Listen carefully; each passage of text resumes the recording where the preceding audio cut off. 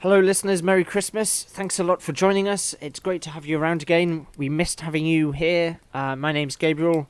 You're listening to another Mix and Mojo Cook Chase podcast. It's very Christmassy. It's our Christmas edition. We're recording this on Christmas Eve. I'm joined with the wonderful Matt. Hello. AKA Clone 2727. That's right. 2727th clone. Yeah, that's correct. My favourite clone. Nice to have you around, and nice to have us joining you, listeners, on this lovely, very cold Christmas Eve. I imagine you're all kind of wrapped up, rusty toasty, with your hot water bottle and your crackling fire, like we've got a crackling fire here. We're supposed to be joined with Roger from Norway. He's flying in to our little mountain cabin in Lapland that we've all gone to record this. He isn't here yet. He's going to be joining us any minute now. In fact, oh, what's that noise? I can hear bells. And that's, hang on, that's not bells. That doesn't sound right. Is that? Hey Matt, can you go over to the window? Let me just. Oh, there's Roger. What's that thing he's driving? It looks like a complete trash. Oh, it's all. Oh no.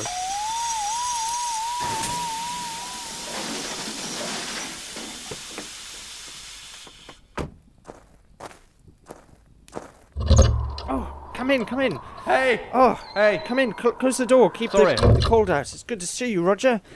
Come in. Sorry, am I late? Yeah. Warm yourself by the fire. What happened to your car? What were you driving? Well, it broke down again, you know. Well, you can see the state of it, right? Yeah, it's awful. What happened to it? Well, the Telltale guys kind of came around and they wondered they could, just borrow it, just to bring some stuff to a convention, and then, they took it for a joyride, I think. Oh no. I mean, it looks like it's been through a forest. It looks awful. I can smell it from here. Did Dan Connor vomit in the back seat again? Yeah, I don't know what purple stuff in the back seat is, but it smells like vomit. I think someone might have done a poo in it. And drugs. All the windows are broken. That's dreadful. That is dreadful. Yeah, so... Such a shame. So we're going to do the podcast. Yeah, they make quite good games, but don't ever lend them your car, guys. That's not good. That's not the Christmas spirit, is it? That's the anti-Christmas spirit. That's the Hanukkah spirit. Oh wait, no, I can't say that. That's anti-Jewish. We'll edit that out. That's the anti-Christmas spirit, isn't it? Yeah. So just welcome to the Mix and Mojo Cook Chase Christmas podcast. Hey, the days are dark, the trees are stark, it's depressing and it's really cold, but lo and behold, it's a podcast show. Listen to it in your bed, it's on every year. We're quite sincere, it's full of lovely Christmas cheer.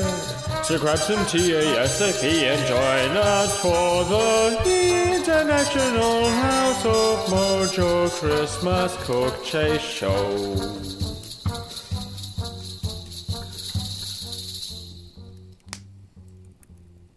We're without Dan, unfortunately. But there's all these stories about what's happened to Dan. I heard that he went mad and took all his clothes off and ran out into the woods. Is that what you heard? I heard something about Stonehenge. The winter solstice was the last time he was seen. In the middle of his stones. And then he disappeared. Well, he was probably performing his role in his official capacity as Arthur Pendragon, Archdruid of Carmarthen. Which, of course, that's his day job, actually. Yeah, I heard that he was casting a magic spell and it went wrong. And now he's encased in stone himself, and he will only be freed if we sacrifice a virgin. Probably. Or until the summer solstice, whichever comes first. We might have to sacrifice a virgin. So that's... Yeah, we need it back for this. Yeah, that's something to look forward to. We might sacrifice a virgin live on air, actually. That would be exciting. Anyway, it's a very wonderful Christmas Eve. It's all very festive here. We hope you're festive at home. If you're Muslim or Sikh or Jew or Jedi Knight, some of you can probably listen to this too. We're also joined with Nojan, Summon Me. Is that right? Yeah, it's Sammy Me. Salmon Max, Nojan Salmon Max hit the road. Welcome to our festive cabin. This is probably quite alarming for you since you're from Iran. Not much. What do you mean? You don't have Christmas in Iran, is that right? Yeah. You have Christ. Do you have like a Muslim equivalent, do you think? Well, there is a kind of equivalent to it. There's a Zarathushtri tradition. I don't know how Zarathushtri should pronounce in English because I saw the spelling. It's Zoro something. It's much harder in English. It's the tradition is called Yalda, and basically it's a family reunion, and they don't give presents to each other, but it's more of a reunion. And there was a bit like Thanksgiving. Yeah. There was a pine tree in that tradition long before, but it's not anymore. There are we actually eat lots of cookies and pomegranates and watermelon. Sounds nice. Yeah, it's not even New Year for you, though, is it? No, it's not. So this is completely irrelevant. You just think we're the New Year is actually Earth's Day, 21st of March. It's ages away. So this is all nonsense to you. Yep. But welcome to our festive log cabin anyway. You can see Clone 2727 over there, and Roger. So welcome in. Kind of dry yourself off by the fire.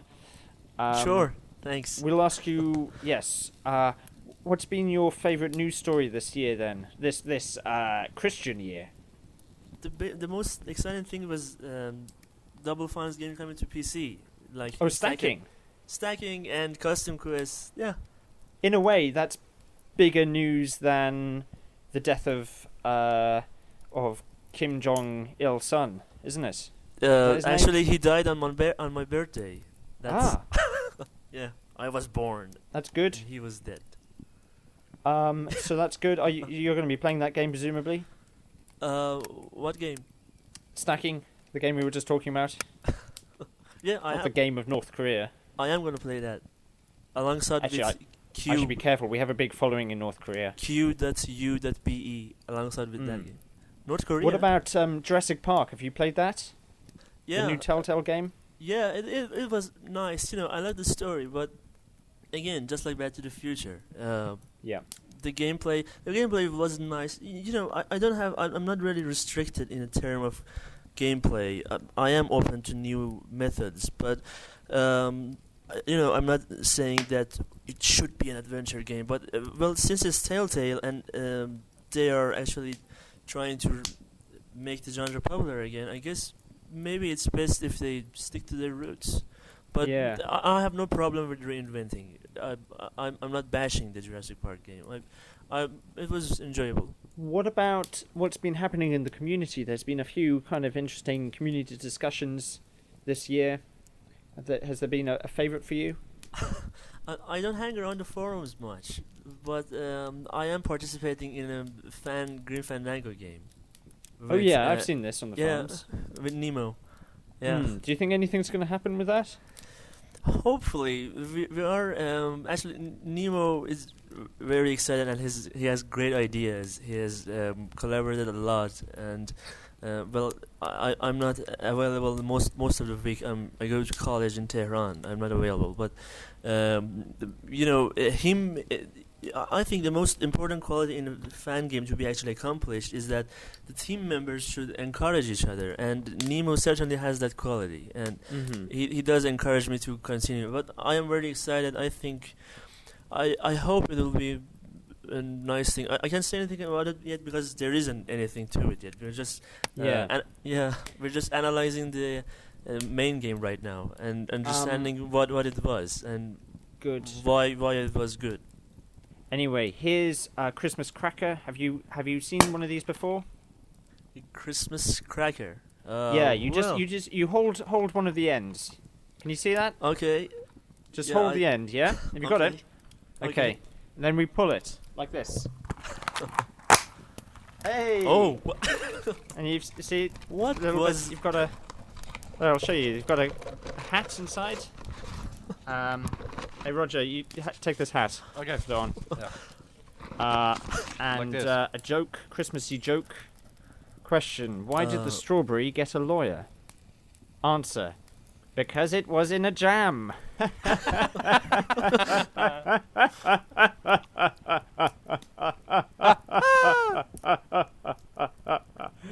Is this thing on? Yeah. Anyway, that's a good joke. What have I got as a present here? What is this? Little plasticky thing. Just what I always wanted. So that's good. It's I don't know what it's like a little plastic spinner thing. Great. Anyway, that's a great Christmas. What should I say to you? Not happy Christmas. Maybe kind of happy seasonal greetings. Merry Ramadan. Is that right? No, Ramadan. Well, Merry Yalda. Merry Yalda. I didn't say the significant thing about Yalda. It's actually the longest day of the year. Yeah. Oh right, it's shortest day of the year for us. What? How is? Oh no, sorry, the longest day. Yeah, winter solstice. Sorry. The longest night. That was yesterday Damn actually, it, because I'm we were really- recording this on Christmas Eve. Yes, it was last night. Yeah. What's the situation like in Iran at the moment? What's the political situation there? We're kind of gauging this because we've got a lot of listeners all across the world. We've got an audience of potentially billions if this goes viral. So people are wanting to know what's happening. Wow. Have you been arrested yet? Since the last podcast, you weren't carted away and beheaded, were you?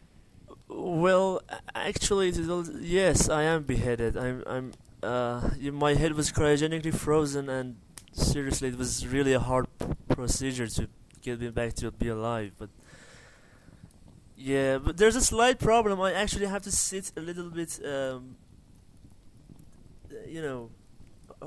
very not in a straight way because my head is a little bit tilted. It's not very fixed very well. I have to, they didn't do very well surgery, unfortunately. Right. I haven't actually spoken for 3 months. The last podcast, that was the last time I ever spoke. I've been saving up my speech until this point. Do you think that's a good idea? Well, it's all flooding out now. I mean, you can't stop, can you? I can't stop. Also, I kind of feel like I've forgotten how to speak in some ways. So if I forget how to speak during the podcast, that's what's happened. Also, I'm quite cold, so I'm kind of defrosting myself by the fire here. But it is lovely. Let's talk about what's been happening this year. Matt, what are your thoughts? Well, seemed exciting. Pretty exciting to me, Are you talking about the Arab Spring? In general, and the LucasArts Spring or whatever, The LucasArts Yeah. Spring? Yeah. In a way, what's happened at LucasArts with the Old Republic and with stacking a Double Right. Fine, in a way, it's more exciting than democracy in the Middle East. I think so, absolutely. Going online and killing people, it's definitely more exciting. Do you think that the news that stacking is coming to PC is, in many ways, more monumental than the death of Colonel Gaddafi, for instance? Yeah, I mean, you've seen dictators die before, but it's the first time you get a game on PC with Matryoshka dolls. You can stick in each other. So it's the first time, Right. It's monumental. We're in new territory here. Has anyone played stacking? Yeah, I played it on the Xbox a little bit. No, because I got tired What did you of think? I've been waiting for it to come on the PC, so it's perfect. Yeah. Speaking of another game, Jurassic Park came out whilst we were away. Has anyone played Nope. that? I watched it on YouTube, which is in a way a more interactive experience, as you can stop and play, Yeah. You can't do that in the video game. and you can skip forward the boring part. So it's it's an improvement to the actual Yeah. game.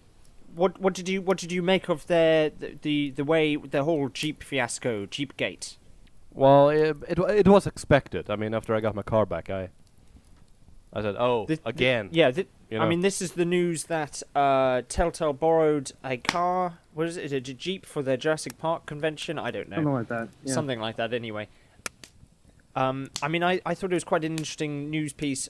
You might have followed it on Mix and Mojo, which is the website we're famously associated with. what I thought was it was kind of like a difficulty with. There were two news stories. There was the one news story which Telltale was saying, "Hey, we're a small company. We're not the big evil guys."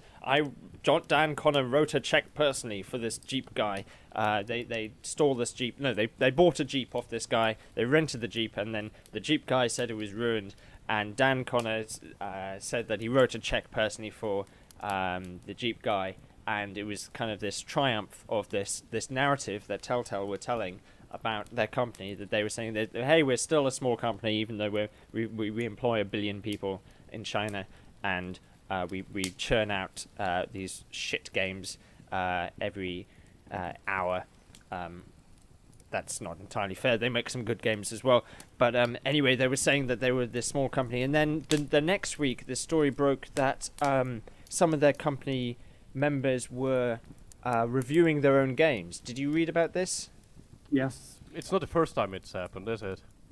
No. The BioWare guys did the same thing with Dragon Age 2 earlier in the year, so you could just say that they're, Yeah. they're following a trend in a way, so you can't really blame them for that one. Yeah, in a way. But what was interesting about that response was that Telltale said, hey, we're a small company, we're not responsible for our employees or something like that. They were like, we're a bit bummed, but that's about it. I think that was the language they used in the parlance of our times. And kind of like, what people were expecting there was some kind of corporate language, some kind of, there's been an internal investigation, we have disciplined our internal employees, that kind of thing. And we didn't get that. Rounded up the usual suspects. Well, maybe, actually, when they said we were bummed, maybe that was discipline. I don't know. But I just thought it was interesting how Telltale have sort of been under scrutiny, these two narratives that there's one narrative, I suppose, that they tell about themselves, that they are still this small kind of ma and pa style company, which I've always kind of doubted, because, a company is a company, in my opinion. And I've always preferred, even though LucasArts are evil, at least I know who they are. Sometimes they and keep I changing. felt like I'd have been more comfortable with that. It's a known entity, LucasArts, I think. Yeah. They can set up to disappoint you. So yeah, I think they've sort of got themselves into an interesting knot there, and it'll be interesting to see what happens in 2012. How, they continue to present themselves, whether it is this kind of big company that has kind of morals and scruples and can control their staff and their jeeps, or whether they kind of continue to say that they're a small company who are just like your parents running a company. Because the Sierra fans is not forgiving. Well, they're doing the King's Quest next year. They are. Yeah, we haven't heard much from and that, the have we? Sierra fans are very, very particular about what Yes, they they want. are. or not. They basically want the 1983 back. Right. Don't we all? I love the 80s and the 90s. I can't remember it, so it must have been great. What would you say would be your best news story this year, guys? My favorite was definitely the one with A-Team Machine was doing the one on the influences of the dig. That was good there. Oh yeah, that was the only time we've seen the AT Machine this year. I think he came back from the dead and then died Right. again. He emerged from the library. So what's your favorite news story, Roger? Oh, it's the old news. Oh yeah, old news. Because We have old news because now. I had a hand in that. Yeah, you did that. You're Mr. Mojo in a way. That was my second favorite. What are you guys hoping to get for Christmas if you celebrate Christmas? Money. Money. Yes. To spend on LucasArts games, because that's what you love to do, right? From eBay, but yeah. Roger, what about you? Oh, money. Money, right? Probably. Okay, I'm in a room with venture capitalists, I think, because Yeah. I'm a communist in a way. I've got something to say. Hot topic. I've got an opinion. Hot topic. Let me tell you about it now. Hot topic. What the hottest community topic? Let's talk about what's been happening in the community. Yeah.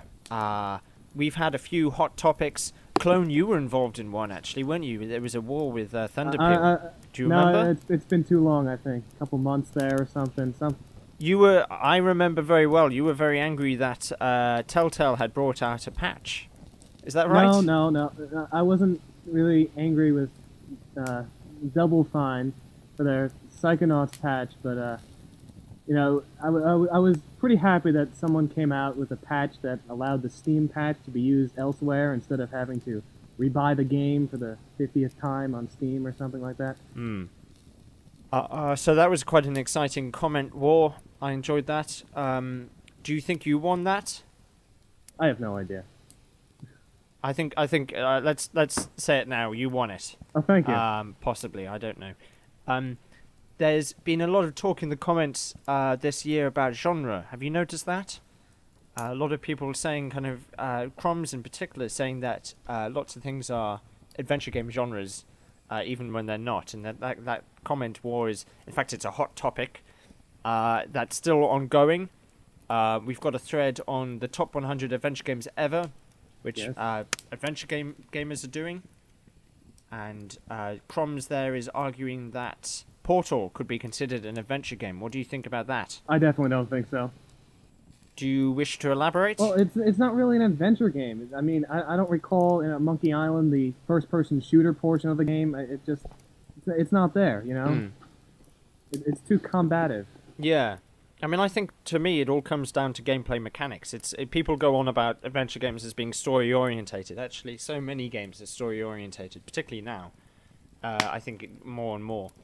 It's got nothing to do with story. I mean, a story can be another word for a game. Right. I think what differentiates different games would be the way that the gameplay progresses. So the nature of the puzzles in this case.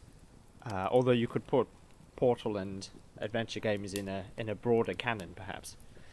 What do you think, Roger? What's your opinion? Well, the furthest I've gotten in Portal is the main menu. So Really, you haven't played it? So from that, I can tell that it's kind of, I guess, a puzzle game where you jump from room to room. Something like that. So sort of. So yes, I have to say it's like. I'll just take a guess. It must be like Seventh Guest, which wasn't an adventure game. It was a bloody annoying game because I couldn't get any of the puzzles. So you can fuck right off. I have unlikely for me, I have actually played both the Portal games. I don't play that many games. Yeah, same here. But I played both the Portal games. I like them very much. Actually, I'd say Portal 2 is my game of the year, probably. Or Skyrim. Or I haven't played Skyrim yet because my computer can't run it. Oh, you should. Have you been playing Skyrim, Matt? A bit. What do you think of it? Interesting. A little buggy, but still fun. Yeah, I liked Oblivion very much. I thought Portal 2 was magnificent though, and I thought Portal 2 in many ways was the kind of game that LucasArts would be making now if they hadn't gone off the rails. If they'd sort of kept their game, possibly. they would be making a game like Portal 2. You know, it's got the kind of production values and that kind of humor, and innovative puzzle-based gameplay. Not necessarily an adventure game. It's far too fun to be an adventure game. Actually, I say that I was playing a bit of Broken Sword Director's Cut the other day. That's pretty good. Yeah, it's still pretty good. Yeah. I think they did a good job. I think it's nice that there's been a trend this year for new games old games to be brought out again in Director's Cuts. Do you think that trend will continue? What could we see next? I think we'll get a lot more like that. Have you played Broken Sword 2? The new edition of that one? Is there a new edition of that? Yeah. That's exciting. I didn't know about that. They updated the graphics and they at least say that the music is supposed to sound better. Well, that's pretty good. I should check that out. Maybe the next one will be Grim Fandango, which Thunderpeel's working on. I wouldn't mind if they fixed up Broken Sword 3 and removed all those box moving puzzles. Yeah, a lot of crates in that game. So if they just removed that, it would be a decent game, I think. What do you think is going to happen with LucasArts next year? Nothing. Do you think? Well, they're gonna make money because the Old Republic was just released. Yeah, that looks pretty good. Yeah, we'll just gain royalties. They're going to make a killing on that. Do you think that the new their open world RPG is going to come to anything? It sounds a bit fanciful to me. Oh yeah, it was an old news post from early in the year. Yeah. We haven't heard much from them. We haven't heard anything about it since, but we haven't heard anything about anything since from LucasArts. They've been quiet. Too quiet. All quiet on the Western Front. Of course, Ron Gilbert is working at Double Fine now, right? Is that right? Yes. Yeah. He's released his new concept art. I don't know if that's going to be very good, but people like Deathspank a lot. Yeah, it's the Footloose janitor he's working on, isn't it? Yeah, so that's exciting. So things are happening. Who knows whether they'll be any good or not? But we'll be there talking about them pointlessly anyway. Exactly. Something exciting I did recently was I friended Paul Franzen on Facebook. Do you think that was a good idea? Well, he's our biggest fan, isn't he? Yeah. The problem is that now that I'm friends with him on Facebook, he's not really a fan anymore. He's more like a friend who listens to the show out of charity. So in a way, I've basically reduced our listenership by half, because I think there's only one other person who listens who isn't a personal friend or family member of mine. So that maybe that was a mistake. And you become, kind of biased because you added him. You can't talk shit about his game because you're a fan. Yeah. His game, of course, he's working on a game as well. It's called Insert Name Here, and it will be out. Edit this later.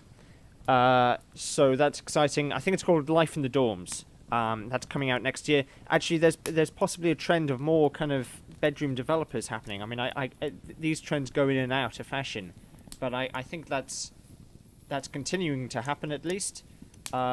There's some quite promising adventure games being developed by amateurs. There's a good thread on the forums about the Journey Down. Have you seen this? I saw it briefly. It looks pretty good. You should check it out again. It looks pretty amazing. And I think we should big up to the MJ posse, the Power of Monkey Island. Have you seen that thread on our forums? It's a bit depressing actually. MJ, who does the Power of Monkey Island, which is a Monkey Island-based radio play, is having a mental breakdown in the thread. Nobody seems to really be talking about it, but we're talking about it now. I've listened to it. Well, he did get one post, but it didn't really help, did it? No, he was. The post was from Nojan, who's from Iran. And he said, well, what happened to the Sam & Max series? And I don't know what he's talking about there. I don't think there was a Sam & Max series. So I think that's what made MJ die inside, which is very depressing for him. But it's a great show. You should check it out. There's just time to pop our Christmas crackers. Roger, could you take hold of this cracker? We'll pull it. Do you have this tradition in Norway? Yeah, I got it. Okay, hang on. Yeah, okay. Oh, it didn't pop. Hang on. There we go. Yeah. Yay. And what I've got a little party hat. This is the excellent. best Christmas ever. Gonna put my party hat on. Oh no, it broke. Oh, it's a disaster. Okay, I've got a Christmas joke. Question: why did the jockey take his saddle to bed? I don't know. Answer: in case he had nightmares. I don't get it. What's the joke? I don't get it. Let's see. What prize do I have in here? Little toy. It's an oversized paperclip. Exactly what I want. So that's good. Merry Christmas. It's good. It's good. Merry Christmas. Merry Christmas, everyone. Thanks so much for listening. Sorry this has been a bit crap. Well, It's a bit, but thank you very much for our guest, depending on circumstances. beyond our control. After we finish recording this. Matt, do you have anything else? Do you have a Christmas message for people? Don't die. That's good. Good advice. I like it. Roger, any Christmas messages to the world? Because the world is listening. We have an audience of potentially billions of people. Don't let anyone borrow your car. Yeah, that's a good advice. Good advice. For God's sake, don't let anyone borrow your car. Those bastards, Telltale. I heard that they stole the car of a nun and drove it into an orphanage. Is that true?